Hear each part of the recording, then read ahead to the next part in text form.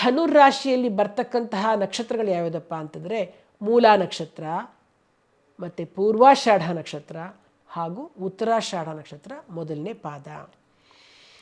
ಮೂಲ ನಕ್ಷತ್ರದವ್ರು ಏನು ಮಾಡಬೇಕು?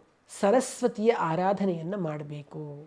ಪ್ರತಿನಿತ್ಯ ಸರಸ್ವತಿಯನ್ನು ನೋಡಿ ಕೈ ಮುಗಿದು ಮಂತ್ರವನ್ನು ಹೇಳಿಯೋ ಅಥವಾ ಶ್ಲೋಕವನ್ನು ಹೇಳಿಯೋ ಹೋಗೋದ್ರಿಂದ ತುಂಬ ಅನುಕೂಲ ಆಗುತ್ತೆ.